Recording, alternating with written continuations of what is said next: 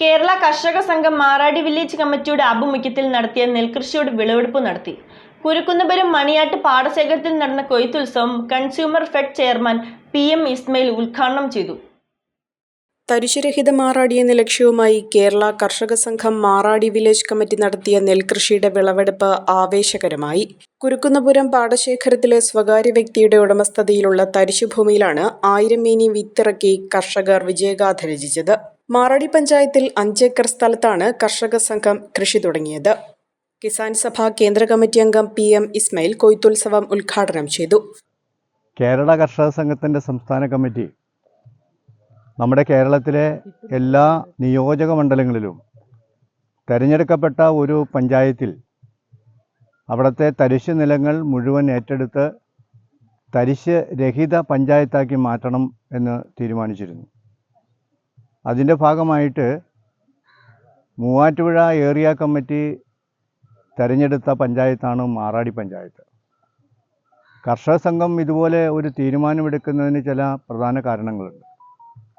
നമുക്ക് എല്ലാവർക്കും അറിയാം, കേരളത്തിൽ നെൽകൃഷി എന്ന് പറയുന്നത് അത്ര ലാഭകരമായ ഒരു കൃഷിയാണ് എന്ന് പറയാൻ കഴിയില്ല. നെൽകൃഷിക്ക് വളരെയേറെ ചെലവ് കൂടുതലുണ്ട്. അതിൻ്റെ നിലമൊരുക്കാനും അതുപോലെ തന്നെ വിത്തിനും അതുപോലെ വളത്തിനും എല്ലാം വലിയ ചെലവേറിയ ഒരു പരിപാടിയാണ് കേരളത്തെ സംബന്ധിച്ച് നെൽകൃഷി.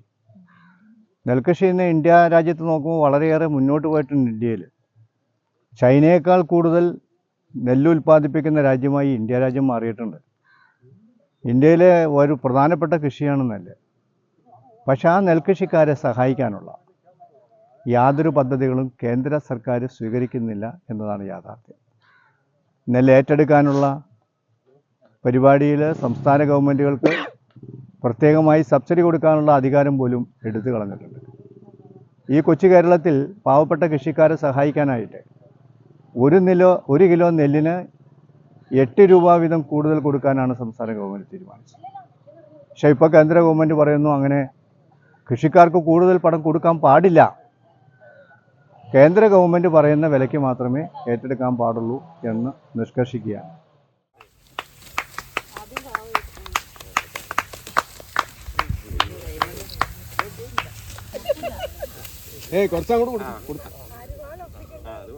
പഞ്ചായത്തിൽ കർഷക സംഘം നടത്തുന്ന കൃഷി മറ്റുള്ളവർക്ക് ഒരു മാതൃകയാണെന്നും മാറാടിയെ തരിശുരഹിത മാറാടിയാക്കുകയാണ് ലക്ഷ്യമെന്നും കർഷക Sangham village committee secretary KY Manoj പറഞ്ഞു.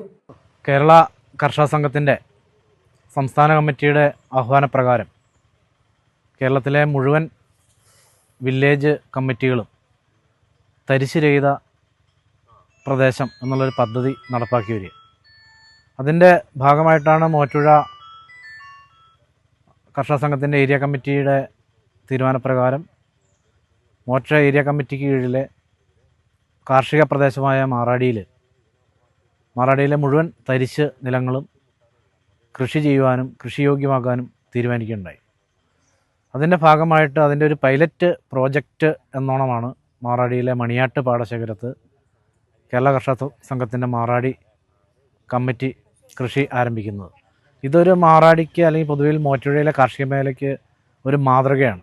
കർഷക സംഘം അടക്കമുള്ള കർഷക പ്രസ്ഥാനങ്ങൾ കൃഷി സംരക്ഷിക്കാൻ, തരിച്ചു കിടക്കുന്ന പാടശേഖരങ്ങളെ സംരക്ഷിക്കാൻ മുന്നിട്ടിറങ്ങിയാൽ ഈ മൂവാറ്റുപുഴയെ മാറാടിയെ ഹരിതാഭമായ അല്ലെങ്കിൽ നെൽകൃഷിയുടെ കേദാര ഭൂമികളാക്കി മാറ്റുവാൻ തീർച്ചയായിട്ടും കഴിയും.